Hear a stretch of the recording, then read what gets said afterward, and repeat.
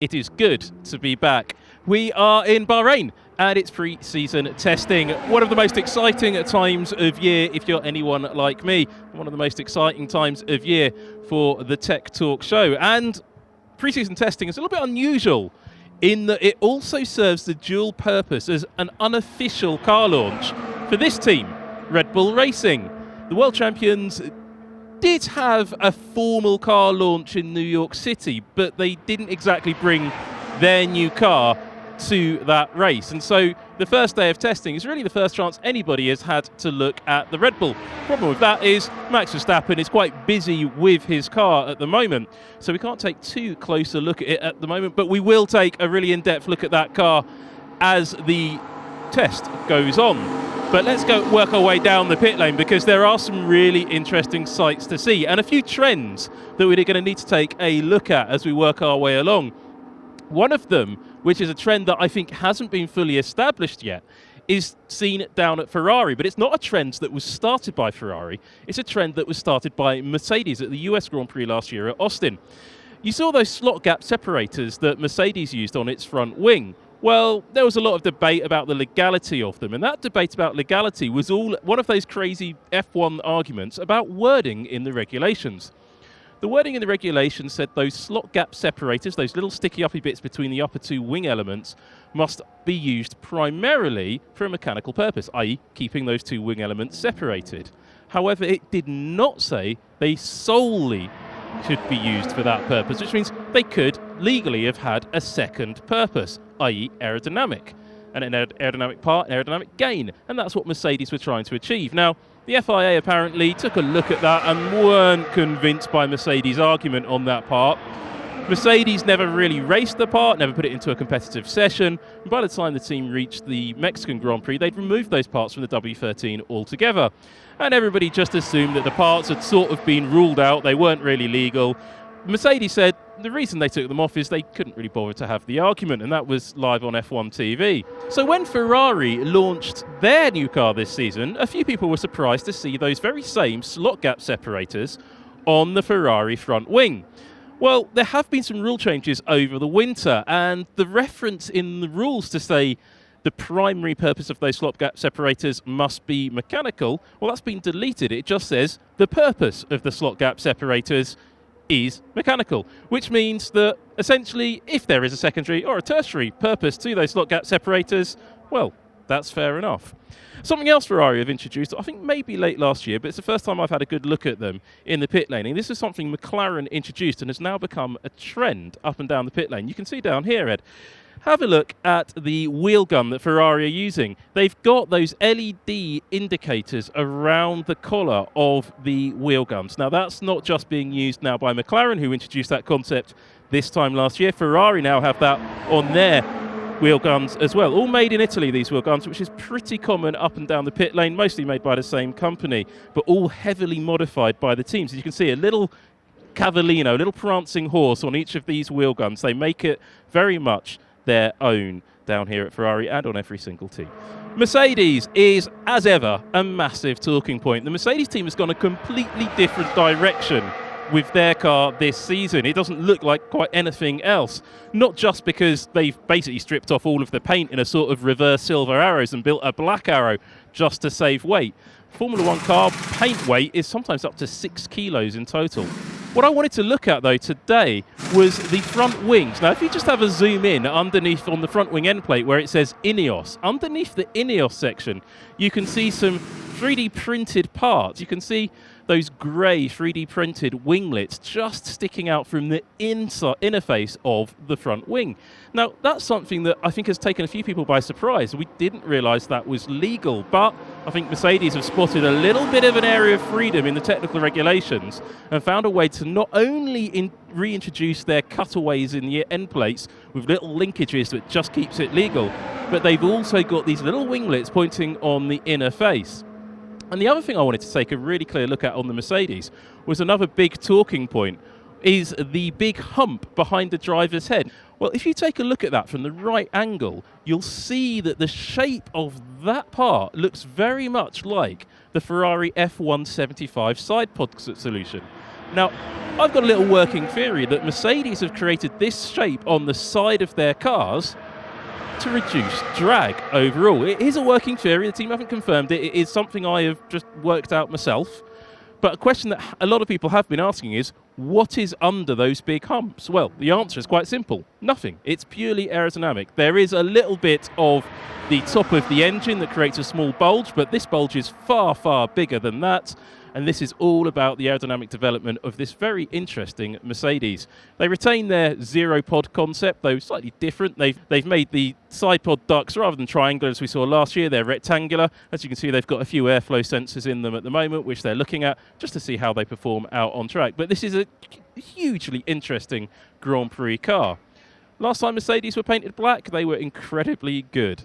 Last time they painted silver, not so much. So the black arrows could be something to watch all season long.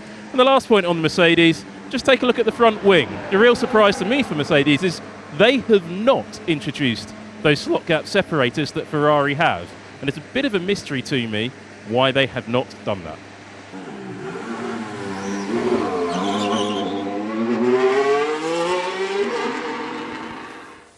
Alpine, the French team, with two French drivers. A little bit of a difference this year on the car. Looking at the front of the car, we get a nice view of the steering wheel here just for the drivers. It's fairly standard stuff actually in Formula One. Lots of innovation in those steering wheels, but they're talked about far too much for actually how interesting they are. Having a look though, for me the real interest on the Alpine is they've completely changed the concept of the nose of the car. It's much flatter than it was in 2022 and a very different driver cooling duct on the tip of the nose. Now, I've been told on good authority that Alpine have got some quite clever things coming on the front wings. We're not seeing them yet, but there's a lot more to come.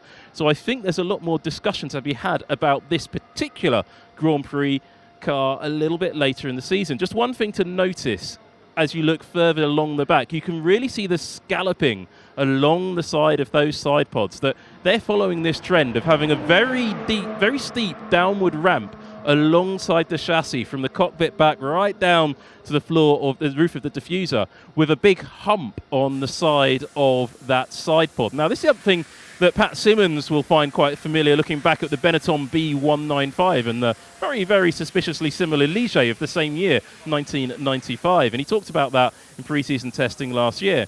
However, the concept is something that we've seen on these cars. It was sort of introduced by a few teams last year, but has been developed over the seasons, and this is the latest iteration of it. But have a look at the work going on right now on the Alpine. The Alpine mechanics have put a whole load of tape and are putting heat guns onto the wing mirror supports. Now that says to me that this isn't a test item, but this is in fact something to do with strengthening those parts. These mirrors are completely new for this season, and they're much, much larger by regulation than they were in previous seasons. That's probably something that some drivers will find quite thankful, because it'll mean that they will be less likely to be hit by drivers who perhaps might not be looking in their wing mirrors as much as possible. So we'll see how that goes, but for Alpine it does look like there may be a few issues with those mirror mounting supports. In pre-season testing in 2022, McLaren had an absolute shocker. They spent an awful lot of time in the garage dismantling their front brakes. They couldn't get the brakes to cool properly. And, well, in 2023, we're again seeing the McLaren in the garage working extensively on their front brake cooling package. So hopefully this isn't a major issue, but there is a lot of concern in the garage about that. It's probably best if we take a more in-depth look at the McLaren later in the test. As you walk down the pit lane, there's just a huge amount of work going on, and there's just, in this timescale, we just can't cover every single car in great detail. The Alfa Romeo, the team have been hugely secretive about the car today, at least on the first day of testing. Not entirely sure why, and so that's why I think we'll take a little bit more of a look at it as we get a bit further into the test, because actually we want to bring you the correct information. So, moving on to Aston Martin. Test didn't start out so well for them. Electrical problem stopped the car pretty early in the test. They got that fixed and went back out on track. But their driver, Lance Stroll, he wasn't in the car. Felipe Drugovich was in the car, so he's a reserve driver. And here we see the Aston Martin up on the high jacks with a lot of work then going on around the side of the car. That looks like around the edge of the power unit or the edge of the floor. But yeah, that looks to me like the edge of the floor, but quite a lot of work going on. That's not scheduled work. The Aston Martin looks like a very, very interesting car from an aerodynamic perspective, but perhaps the reliability may be a problem. It looks that way at the moment. But if you come around this way, Ed, you can just get a glimpse of what I was talking about earlier. Now, we're not giving away too much because you can see this as lots of photos. But if you come here, you can just see the top of the Mercedes V6 airbox, so the plenum of that curved, big curved black carbon fibre cylinder. That's the top, the upper part of the V6 engine used in this Aston Martin supplied by the Mercedes team, and it's identical on all the Mercedes-powered cars.